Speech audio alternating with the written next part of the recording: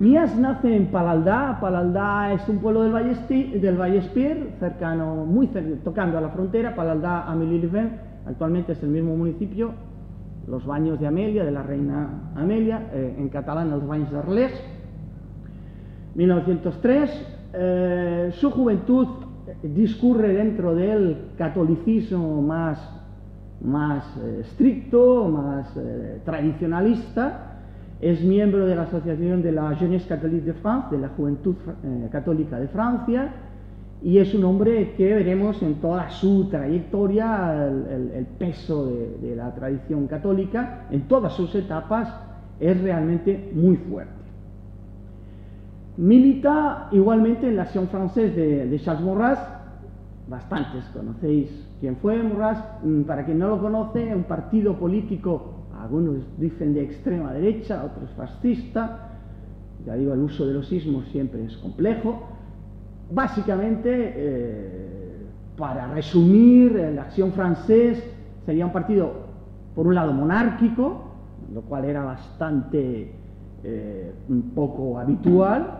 El reaccionarismo siempre se reacciona frente a algo o frente a alguien, y bueno, hay una reacción frente a lo que es la Francia republicana. Estamos hablando de la Tercera República en este momento, y la Francia jacobina. Es un partido regionalista que en cierto modo tiene francas similitudes con el carlismo. Yo creo que en parte se inspira, por ejemplo, se habla de las Francias en plural, cosa que el carlismo habla de las Españas, ¿no? No hay ningún otro partido político en Francia que yo conozca, al menos, que hable de las Francias en plural. Es un partido en principio católico, pero digo en principio porque Maurras en sí no era católico, era agnóstico.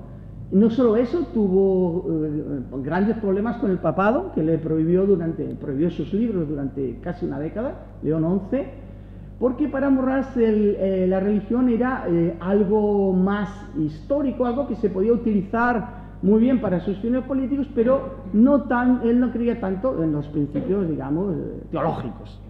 Para él eran perfectamente prescindibles. En esto discreparía con Mías. No obstante, Mías, bueno, milita durante toda la década del 20, lo vemos aquí en estos grupos de la Jeunesse Catholique Française y de la Acción Française de Maurras. Bien, viaja con una cierta frecuencia, vive en la frontera, puede cruzar a Cataluña con toda tranquilidad, y en el año 30 se produce pues su descubrimiento de la luz, del catalanismo, a través del matrimonio con una barcelonesa. Según la persona que mejor ha estudiado la figura hasta el momento de Mías, que es un historiador, Pere Grau, de la Universidad de Montpellier, él sostiene que él mantenía contactos por correspondencia para aprender castellano, curiosamente, con una muchacha de Barcelona, de la cual se acaba enamorando y se acaba casando en 1930, que es Carmen Martínez de Huete, la hija de un médico de Llagostera, concretamente, y de una familia bastante benestante, ¿no? Bastante bien situada. Hago hincapié en esto porque luego veremos que la familia va a jugar un papel muy importante en la última etapa, la de refugiado político en la España de Franco. Bien, aquí en el año 30, a través de sus frecuentes viajes a Barcelona y de su admiración profundísima por la urbe de Barcelona, lo que tú antes comentabas, la urbe de Barcelona enfrente de la Cataluña profunda, que era considerada pueblerina, atrasada, etc. Bueno, él contacta con una serie de personas. Su suegra trabajaba en la Escola Blanquerna, ahí conoce a Pau Vila, al geógrafo, y sobre todo conoce y es tremendamente influenciado por Batista y Roca. Batista y Roca es uno de los ideólogos del catalanismo con una vertiente racista más fuerte. Forma un grupo que se llama Palestra, que es un grupo que por una parte es de teoría y por otra es de práctica. Es un tipo que no rehúye de las prácticas violentas si ha lugar, Batista y Roca, que tiene muchos vínculos con Inglaterra, da clases en Inglaterra, etcétera, pero que, atención, es uno de los delegados del gobierno de Cataluña que intenta una paz por separado con Franco antes del final de la Guerra Civil. Exactamente a través de contactos con el fascismo, con el nazismo, exactamente lo mismo que hizo el PNV, cosa que se oculta completamente por la historiografía oficial. Todos sabemos cómo se entregaron los lugares vascos a los italianos en Santoña. Batista y Roca, cuando ve la derrota cerca, intenta estas conversaciones para una paz por separado. Todo esto tiene influencia, como veremos en la trayectoria de Mías. Bien, entonces ahí Alfons Mías empieza a cambiar en los años 30 y empieza a sustituir un nacionalismo por otro. Empieza a sustituir el patriotismo francés, de la acción francés, con todos sus matices regionalistas, etcétera, antijacobinos, pero en el fondo patriotismo francés, lo empieza a sustituir por una nueva nación que es la nación catalana. La primera obra que escribe con seudónimo es de 1933, es una Histoire résumée de la Catalogne, una historia resumida que no es más que una copia de Entre Ferran Soldevila, por un lado, y Prat de la Riba, y la nacionalidad catalana, tenemos la firma con seudónimo Josep Vergés, y no tiene ninguna trascendencia. Sí tiene ya mucho más trascendencia su libro de cabecera, la obra cumbre, que es del 35, que se titula Rossellonès sauf ta langue, il est important. Rossellonès, salva tu lengua sauf ta langue catalana. Rossellonès, salva tu lengua catalana, i som a temps, curiosamente. Estamos todavía a tiempo. Bien, en esta obra él ya aporta el grueso de su ideología. Vamos a repasar, vamos a hacer que hable Mías más que yo, porque yo creo que es más interesante.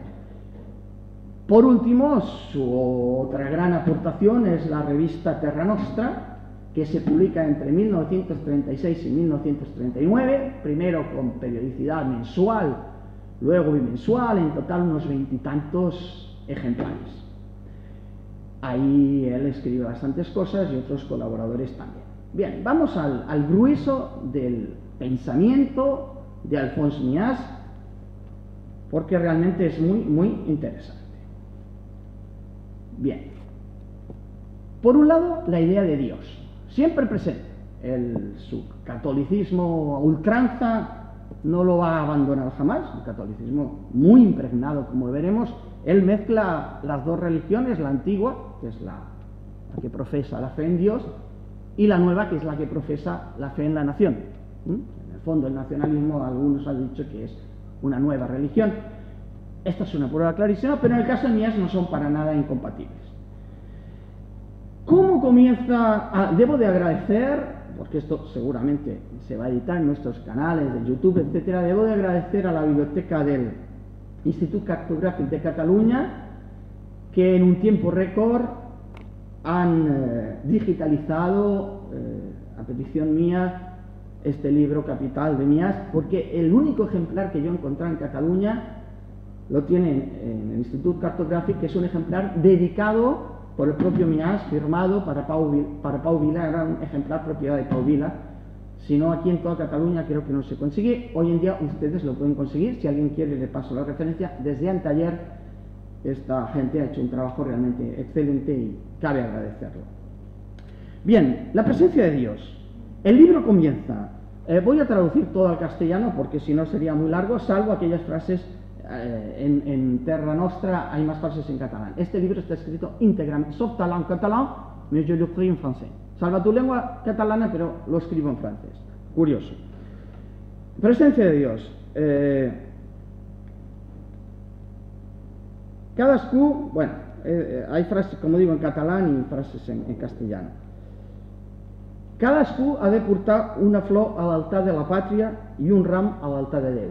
Cada uno ha de llevar una flor al altar de la patria y un ramo de flores al altar de Dios. Todavía pone a Dios por encima de la patria, ¿no? A Dios le da un ramo a la patria una flor. Pero bueno, veremos que luego lo irá igualando las cosas. Bien, esto ya como entrada. Hay una foto de la Virgen de un dibujo de la Virgen de Montserrat. Idea fuerza. La lengua deviene de la naturaleza. Tú antes lo has comentado. Nos dice, traduzco literalmente del francés, la lengua, siendo una función de la tierra, aquí entre comillas en catalán, trepitjada, pisada, siendo un resultado de la tierra pisada, del clima, de la flora, de la fauna, de todo un pasado, mezcla algo la historia, es prácticamente imposible adaptar una lengua otra lengua extranjera a nuestro país. Es decir, la lengua es resultado de las flores, de los pájaros, de las piedras, como si las mismas flores no existieran en otros lugares que hablan lenguas diferentes, o como si los mismos pájaros no trinaran o los mismos perros no ladraran. Lo nuestro es diferente. Aquí hay una influencia del darwinismo, yo creo, muy clara. Bien, pero junto a la naturaleza sigue mezclando a Dios. Y esto lo dice en la página 17, en la página 19 nos dice que enseñar las lenguas maternas es justo y conforme a la voluntad de Dios. Esta mezcla continua de naturaleza y Dios. Otro concepto, lengua y superioridad. Página 24. Si por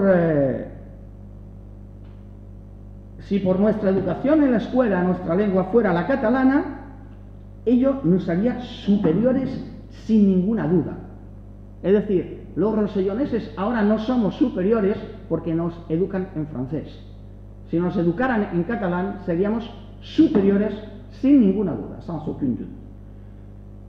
Racismo, claro, concepto de superioridad racial.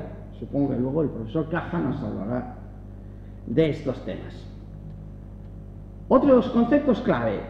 ¿Cuáles son los enemigos de la lengua catalana? Atención, que son muy curiosos.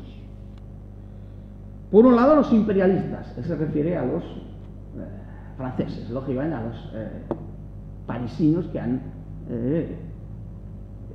invadido. Bien. El comercio. Ojo al dato, el comercio. El esnovismo burgués. El funcionariado público, obviamente francófono. El turismo y las villas termales. Tenemos una alcaldesa en Barcelona que tampoco le gusta mucho ni el comercio, salvo cierto tipo de comercio, que no paga impuestos, y el turismo también, y las villas termales, porque se nos llena de extranjeros, básicamente franceses, que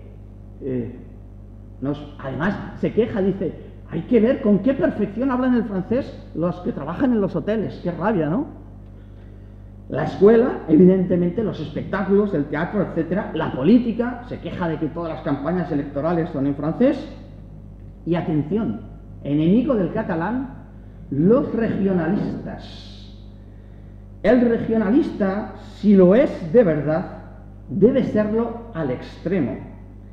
En el Rosellón, un regionalista debe ser catalanista, y un catalanista debe hablar el catalán sin reparo a todo el mundo y con todo el mundo. Pero él lo escribe en francés. Estoy traduciendo literalmente. Esto ya de por sí pues es una contradicción. Lo escribe en francés, entre otras cosas, porque intuye que va a tener una audiencia superior. Luego, en Terra Nostra veremos que empieza a escribir en francés y luego dice, dentro de poco me voy a pasar al catalán porque ya vais a ser capaces de entenderlo bien. Más concepto de superioridad. Página 38.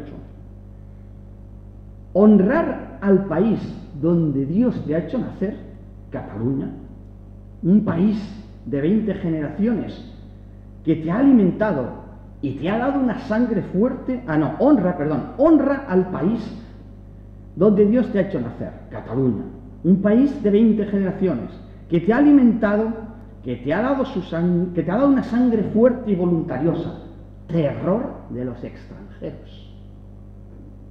Esa sangre catalana fuerte, voluntariosa y terror de los extranjeros. Evidentemente un grado de agresividad y de superioridad muy fuerte. Es obvio que luego, con todas estas ideas, exceptuando el hecho religioso, que como sabemos, precisamente el nazismo no se distingue mucho por él mismo, pero muchas de estas ideas pueden hacernos entender que se sintiera muy cómodo ante la dominación alemana. Luego pasamos a la trilogía nacionalista, siempre mezclada en Mías con Dios. Dios ha dado a cada pueblo un carácter particular, una personalidad propia, que son el reflejo de la tierra que habita, nuevamente la naturaleza que nos marca, de la lengua que él habla y que determinan su raza. Tratar de destruir uno de los tres términos de esta Trinidad, la nueva Santísima Trinidad, tierra, raza y lengua, incluso bajo el pretexto de la unión nacional, es una obra impía y quimérica. Quien reniega de su lengua propia está en contra de Dios. Esta última frase la entrecomilla y la saca de un obispo, Monseñor Casalat de Pont, un obispo gascón. Es decir, una mezcla francamente curiosa, heterogénea, entre integrismo católico por un lado, darwinismo por otro, concepto de superioridad racial, hay de todo en Mías. Bien, otro concepto. ¿Cuáles son los límites históricos? ¿Dónde empieza Cataluña, su historia? Rosellonés. Acuérdate bien que tú has sido ligur, íbero, celta, griego, cartaginés, romano, visigodo, árabe, franco, español y francés, y que en todo tiempo, en toda circunstancia, jamás has dejado de ser catalán, y por ello te has de glorificar. Esto es tremendo, ¿no? Esto es delirante. O sea, antes de los íberos, antes de los cartagineses, le falta decir, antes de Adán y Eva, los catalanes ya existían. Bien, realmente la caída del caballo, la conversión de San Pablo en este caso fue fuerte, pero se dio de verdad. Cuando cayó el caballo se dio fuerte, allá por los años 30. Libertad ligada a lengua propia. Si conservas tu lengua propia, jamás serás un esclavo. No es el problema lingüístico una cuestión de opinión, ni de gusto, ni de interés. Es una cuestión de vida o muerte. Realmente no deja indiferente a nadie. Como digo, el libro completo de José Iones Softalan, Salva tu lengua, está en internet. Bien. Con respecto a lo que publica en Nostra Terra, voy a hacer un resumen. Añadir nuevos conceptos. Los límites históricos ya los hemos visto. Cataluña arranca en el Génesis, o antes del Génesis. Los límites geográficos. Se nos dice en el número 3 de la publicación que tuvo unos 1000 personas, suscriptores, que no estaba nada mal para la época. Se nos dice que Cataluña nace en el siglo XII bajo los nombres de Gotia y Marca Hispánica. Hasta aquí lo podemos entender. Más adelante fueron comprendidas bajo el nombre de Cataluña los gascones, Gascuña. Es decir, D'Artagnan debía ser catalán, ¿no? Y los tres mosqueteros. Los gascones, los provenzales, los limusines, los auverneses del Auvergne, los vianeses del príncipe de Viana, bueno, o sea, todos los habitantes del sur central y oriental de Francia. Tiene una confusión clarísima entre lo que es Occitania y lo que es Cataluña. Él se hacía llamar a sí mismo Maître Conservateur de Félibrich. Félibrich era la lengua occitana, los juegos florales, las poesías que hacían en occitano. Él dominaba bien la lengua. Es decir, Cataluña existe desde antes de los tiempos y, bueno, y ocupa una superficie gigantesca. Y luego, aquí enlazaría, o sea, el pancatalanismo de Pirineos al norte. De Pirineos al sur, él completa. Esto nos lleva a considerar dos aspectos de nuestro país. Leo porque esto está en catalán. El que podríem dir Catalunya estricta, que és el territori format avui per les comarques de Girona, Barcelona, Tarragona, Lleida, y la Cataluña Gran, esto está clarísimamente tomado de los pensadores del sur de los Pirineos, constituida por todas las otras tierras que os he comentado, incluyendo el Rosellón, Vallespir, Cerdaña, Conflent, Valencia y las Islas Baleares. O sea, hay una Cataluña estricta y una Cataluña Gran. Bien, esto en cuanto a los términos geográficos. Por último, él tiene una especie se cree predestinado, se cree apóstol, él y su grupo, los compañeros de Terra Nostra. No voy a leer la cita porque falta tiempo y quiero hablar 2 minutos de su última etapa colaboracionista. Pero el resumen viene a ser: mirad que sois ingratos rosselloneses, que os intento enseñar el catalán normativo. Esto le hizo romper, por ejemplo, con Jan Amat, que era el gran maestro de la lengua catalana rosellonesa, que se negó rotundamente a aceptar las normas de Pompeu Fabra. Hubo una escisión muy grande en el grupo entre la tradición rosellonesa de toda la vida y los que seguían a Machado Martillo las normas del IEC como eran mías. Dice: sois ingratos, os estamos enseñando y no nos hacéis caso. Él vendía cursos y regalaba inclusive por correspondencia de catalán. Y dice: bueno, pero a pesar de eso, daremos nuestra hacienda, nuestro tiempo, nuestra vida si es preciso, porque lo nuestro es un apostolado. Tal cual usa esta palabra de apostolado. Bien, esto es su fase hasta el 39. ¿Qué pasa con la invasión alemana? Bueno, él permanece en su pueblo. Primero ve con mucha simpatía el régimen de Vichy por lo que pudiera ser de apertura, regionalismo. Hubo ciertos proyectos del mariscal Pétain. Luego pasa a colaborar directamente con los nazis. En el año 42 tiene entrevistas con el alto mando alemán en Vichy.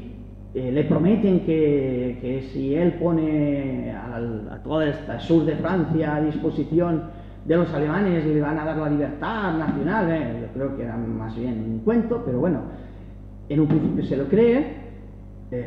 Hay quienes dicen que denuncia, delata a varias personas, entre ellas al alcalde de su pueblo. Ahora el nacionalismo catalán lo niega, dice: no, él nunca fue un delator, pero bueno, algo debió hacer cuando la noche del 27 al 28 de agosto de 1944, justo la noche que los alemanes abandonan el pueblo, huye por la montaña, conoce muy bien la montaña, llega a Massanet de Cabrenys, lo detiene la Guardia Civil. Hay un profesor en Girona, el profesor Josep Clara de la Universidad de Girona, que a pesar de ser nacionalista ha tenido una gran honestidad intelectual a reflejar todo esto. Es el que mejor ha estudiado todos los archivos de la policía, de la Guardia Civil, del franquismo con respecto a Mías.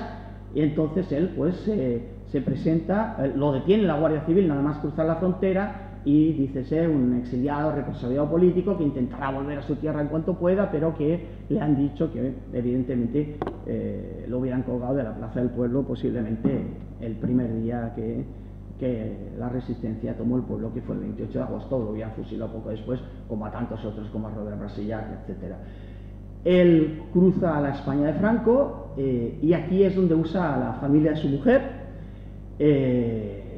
Un primo de su mujer era el jefe del Frente de Juventudes en Figueras y en el Ampurdá. Entonces inmediatamente hace valer esa carta y dice: no, pero es que yo soy primo de fulanito de tal, ojo que yo soy de los vuestros. Entonces, bueno, le hacen un rápido chequeo y ven que efectivamente es cierto, y hay unas cartas al gobernador civil con la prosa de la época, habidos guardias de muchos años, y al caudillo de España, y bla, bla, bla, muy divertidas de leer. Y bueno, gracias a esto consigue un salvoconducto para venir a Barcelona, a la casa de la familia de su suegra, de la familia de su mujer, y transcurre el final de su vida como exiliado político en la España de Franco, hasta morir muy joven en el 50, con 47 años. Parece que estos últimos años, que no están muy estudiados de Mías, se dedica a los cursos por correspondencia de idiomas. Era muy bueno, realmente. No tenía estudios universitarios, creo que no acabó ni el bachillerato, pero para los idiomas era muy bueno. Entonces, bueno, daba clases de francés, creo que de inglés, en Barcelona. Bien, por último, y con esto termino, si ya de por sí la ideología de Mías es contradictoria, ultracatólico por un lado, darwinista por otro, etcétera, más contradictorios todavía son los seguidores actuales de Mías.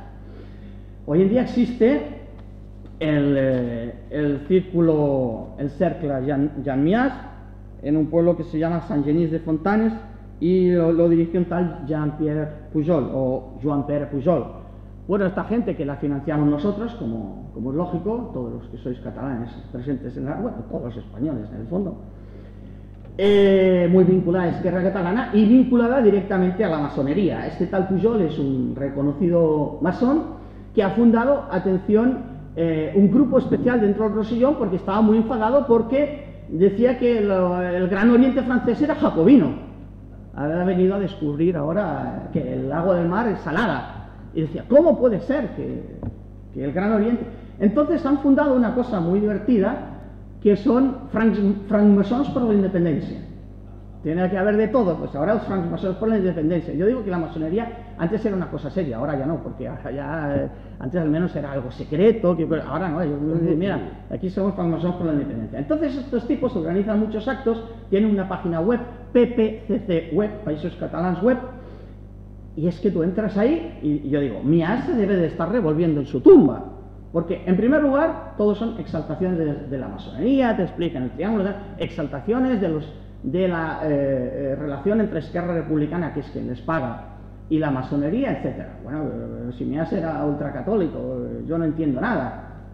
Bien, después tenemos una exaltación, atención, de la resistencia. Cada año, el 15 de octubre, hacen un homenaje a Lluís Companys, van al cementerio de Perpinyán. Yo no sé, debe de haber alguna lápida, algo en honor a Companys, y entonces los últimos años, debe ser para lavar su pasado, se dedican a llevar a viejitos de la resistencia, que debían de ser muy pocos en el Rosellón, y los pocos que queden, y cada año va un resistente, comunista, anarquista, etcétera, y lleva un ramo de flores.